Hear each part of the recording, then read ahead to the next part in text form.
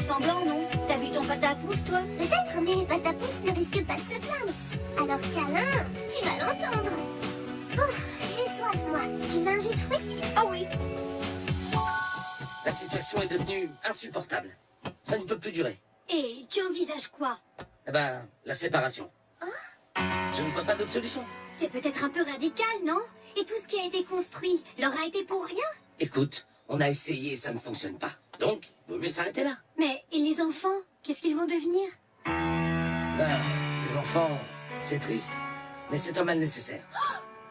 Et puis, de toute façon, on ne peut plus faire marche arrière. J'ai déjà contacté un avocat. Jean, papa et maman vont divorcer. Très drôle. Je les ai entendus parler. Papa a dit qu'il ne voyait pas d'autre solution que la séparation. T'as du mal comprendre. Alors maman a dit, et les enfants? Et papa a répondu, c'est triste, mais c'est un mal nécessaire. Et il a rajouté qu'il avait contacté un avocat.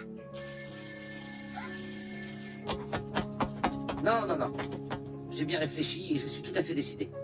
Oui, nous en avons parlé avec ma femme. Elle pense comme moi. Très bien, maître. Mercredi 17h? Parfait. Au revoir, maître, et merci. C'est terrible. Faut pas exagérer non plus. C'est vrai que c'est pas une très très bonne nouvelle, mais c'est pas non plus la catastrophe. Bon, par exemple, comme ta mère a son cabinet vétérinaire dans la maison, elle va rester ici. Donc toi aussi. Hé, hé, tu quitteras pas le village. Oui, mais... Et ton père va déménager. Imagine, tout en double. 2 maisons, 2 chambres, 2 fois plus de vêtements, de jouets, de... Oui, mais moi, une seule maison et une seule chambre, ça me suffit. Et je ne veux pas que mes parents se séparent. Alors, il faut les en empêcher. Tes parents s'aiment, mais ils ne s'en rendent plus compte. Il faut seulement leur rafraîchir la mémoire. Oui, et comment? Un seul moyen, le romantisme. Organise-leur un repas, en tête-à-tête. Au dessert, Jean et toi vous arrivez, l'air de rien, avec les albums photos de leur mariage. Tes parents sont émus, ils pleurent, et ils finissent par se jeter dans les bras l'un de l'autre. Tu es sûr? Bah évidemment, tous les gens pleurent devant des photos de mariage. Surtout si c'est leur. Ouais, remarque, c'est pas bête. Ça leur rappellera qu'ils ont été heureux ensemble. D'accord, je vais faire ça. J'ai trouvé un truc sympa. Escargot au beurre d'ail.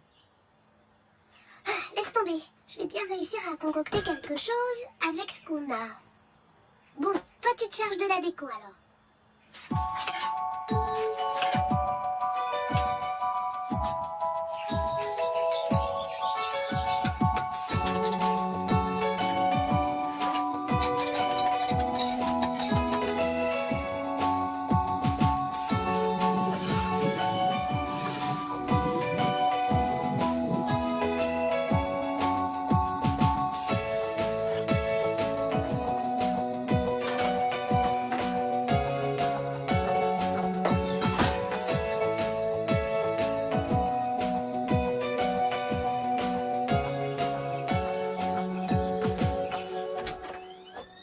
Bonjour papa, tu as passé une bonne journée?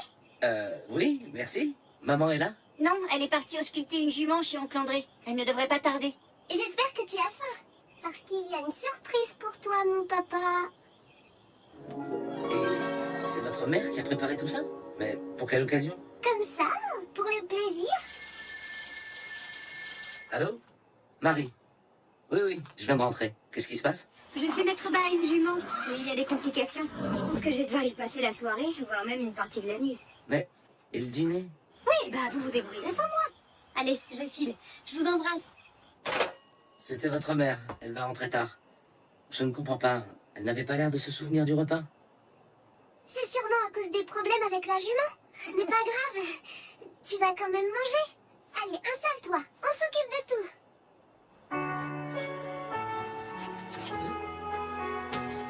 Je t'aime, mon amour, signé maman. C'est curieux, ça. Ça ne ressemble pas vraiment à son écriture. Et pourquoi est-ce si maman et pas Marie?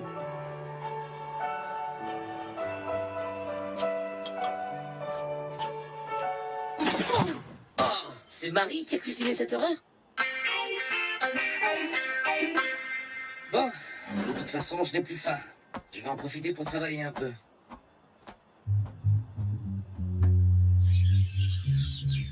Tu es la femme de ma vie. Je suis complètement fou de toi. Nous séparer serait ridicule. C'est parfait. Maman! Patapouff a un problème.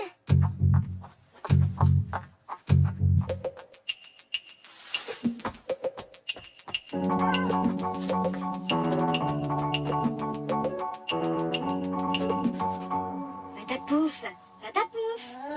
Bah, il n'a rien ce chien, il dort, c'est tout. Ah, tu crois? Pourtant, il m'a fait peur. Il bougeait dans tous les sens.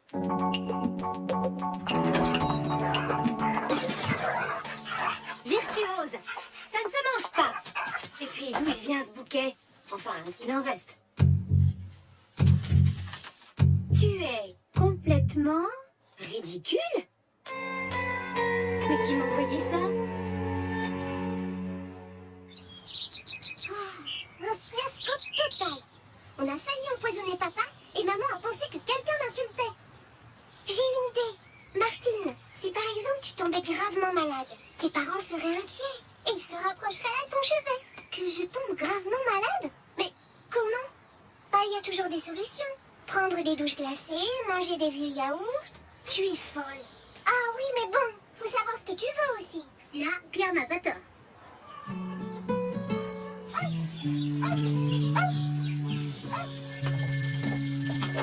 Allô? Bonjour, maître. Non? Non, il est absent. Oui?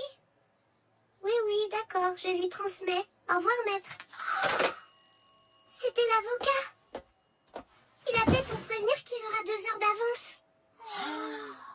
Mais c'est lui l'ennemi. Pas d'avocat, pas de divorce. Il faut s'en débarrasser. Papa? J'avais complètement oublié, il me faut absolument du matériel pour l'école demain. Du papier millimétré, des fusains, de la gouache et des surligneurs. Oula, ma chérie, mais je ne trouverai jamais ça au village. Faut que j'aille en ville et j'ai rendez-vous à 17h.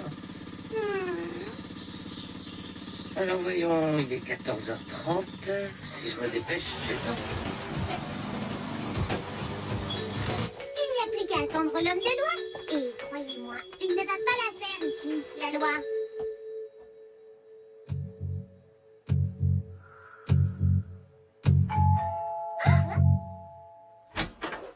Bonjour jeune fille, j'ai rendez-vous avec ton papa. Ah, vous êtes son avocat. Je ne comprends pas. Papa ne vous a pas prévu? L'affaire est arrangée. Il n'a plus besoin de vos services. Merci. Attendez, je ne comprends pas. Qu'est-ce que ça veut dire, l'affaire est arrangée? Je peux voir votre père? Il n'est pas là. Il avait dit qu'il vous préviendrait. Il a dû oublier. Au revoir. Si ça ne vous ennuie pas, j'aimerais attendre son retour. Je préférerais qu'il m'explique tout ça lui-même. Vous voulez une tasse de thé? Volontiers. Ça, ce n'était pas prévu.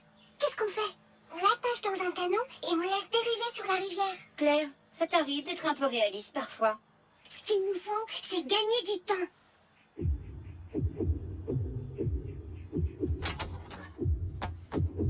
Je suis désolée pour votre thé, mais je ne peux pas le faire chauffer parce que le gaz est coupé. Et nous, on n'a pas le droit d'y toucher.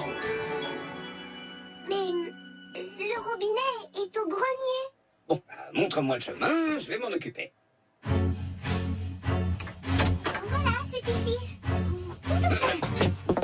Mais qu'est-ce que vous faites? Ouvrez cette porte! Bien, mais qu'est-ce qui vous prend? Salut les enfants. J'ai fait vite, hein? Mon avocat est arrivé? Ton avocat? Mais personne n'est venu? Ah, c'est étrange ça. Sa voiture est dans la cour.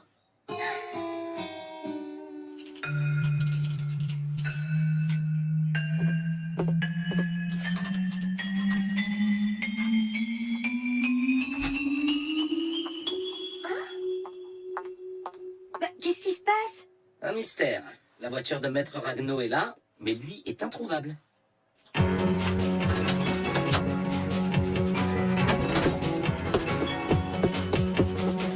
Et les enfants affirment qu'ils ne sont au courant de rien.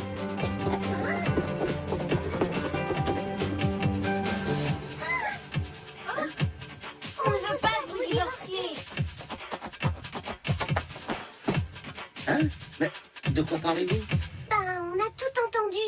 Vous avez parlé de séparation, d'avocat, et même que papa a dit, pour les enfants c'est triste, mais c'est un mal nécessaire. Hein? Mais ça n'a rien à voir avec votre mère et moi. Il y a quelque temps, mon associé m'a volé des photos pour les vendre à un journal. C'est pour ça que je me sépare de lui et que j'ai contacté un avocat. Quant aux enfants, votre père parlait de la revue qu'il a créée avec cet associé, justement. Les enfants du monde. Je dois bientôt rencontrer un nouvel associé. Mais un associé honnête cette fois-ci. Vous n'allez pas divorcer? Bien sûr que non, mes chéris. Et la prochaine fois que vous aurez un doute, les enfants, venez nous en parler avant de laisser aller votre imagination. Usage de la force et séquestration d'un avocat, c'est puni par la loi. On a cru que c'était un cambrioleur. Vous allez nous mettre en prison? Je devrais. Mais bon, une seule affaire à la fois.